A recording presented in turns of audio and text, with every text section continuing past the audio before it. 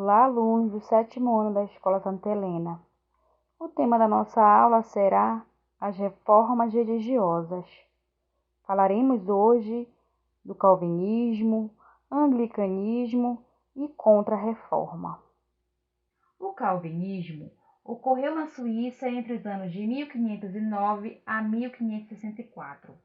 João Calvino foi um líder religioso francês que viveu grande parte de sua vida na Suíça, onde, a exemplo de Lutero, defendeu transformações na Igreja Católica.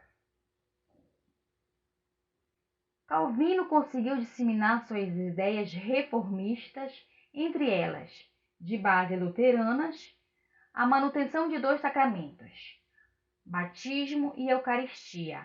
Aboliu o culto dos santos e as imagens, defendeu o livre exame da Bíblia, salvação pela fé e a Igreja Nacional. De bases calvinista, de suas próprias convicções, ele desenvolveu as radicalizações calvinistas, predestinação absoluta, que era a crença de que as pessoas já estavam predestinadas a serem salvas ou condenadas por Deus. Dessa forma, seria possível identificar alguns sinais de que uma determinada pessoa era predestinada, como, por exemplo, a riqueza material. Santificava o trabalho, a poupança e o lucro.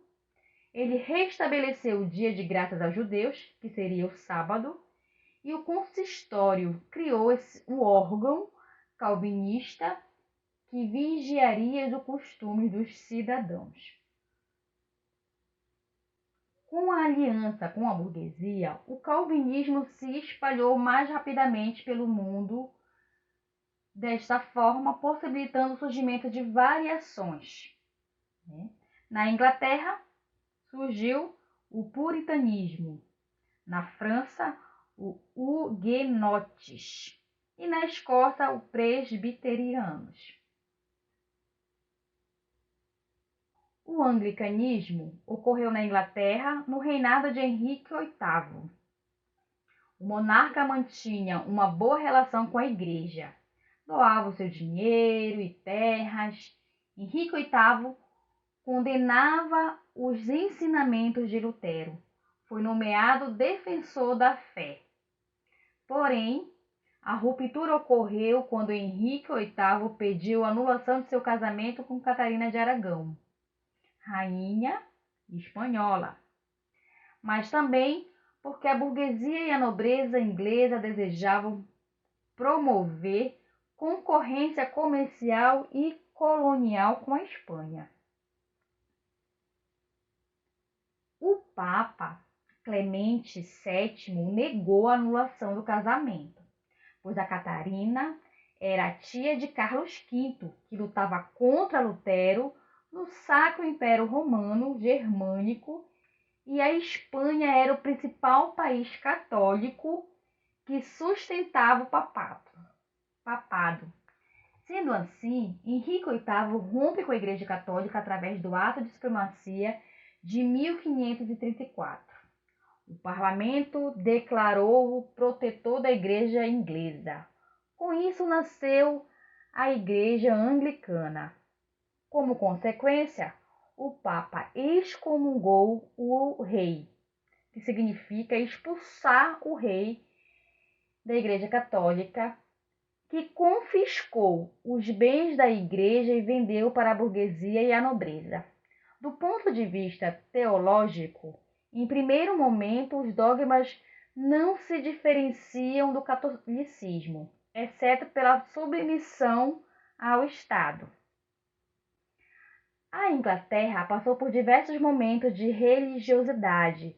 No período de Eduardo V, houve a aproximação ao calvinismo.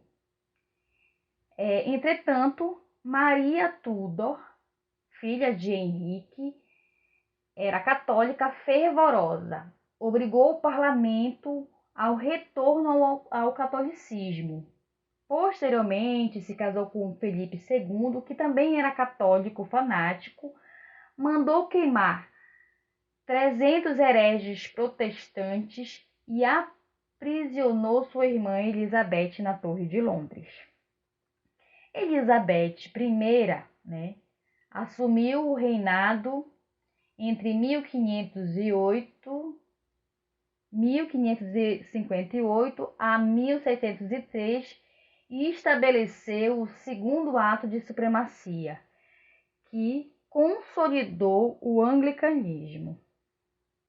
A Contra-Reforma, para combater a reforma protestante, estabeleceu-se o Concílio de Trento, liderado pelo Papa Paulo III, para reafirmar a crença nos dogmas católicos e elaborar as diretrizes que a Igreja seguiria a partir de então.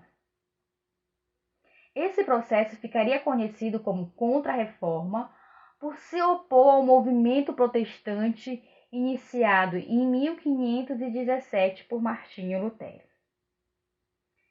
Dentre os principais pontos estabelecidos pela Contra-Reforma, podemos destacar o reforço do Tribunal de Santa Inquisição ou Santo Ofício. A Inquisição tinha por objetivo julgar e condenar os hereges, ou seja, aqueles que não respeitavam os dogmas da Igreja Católica. Entre suas ações mais famosas, o Tribunal do Santo Ofício julgou e puniu filósofos, cientistas e estudiosos como Galileu Galilei e Giordano Bruno. O apoio à Companhia de Jesus, que era uma ordem religiosa responsável principalmente pela conversão ao catolicismo dos povos nativos que viviam na América. Dessa forma, a Igreja procurava catequizar os indígenas e conquistar novos fiéis. E, por fim, índice de livros proibidos, ou lista de livros e obras proibidas pela Igreja, o que dificultava a sua circulação por serem considerados heréticos, ou seja, que se opunham aos dogmas católicos. Entra nos índices de livros proibidos todos os livros que dão razão à ciência. Bons estudos e um forte abraço.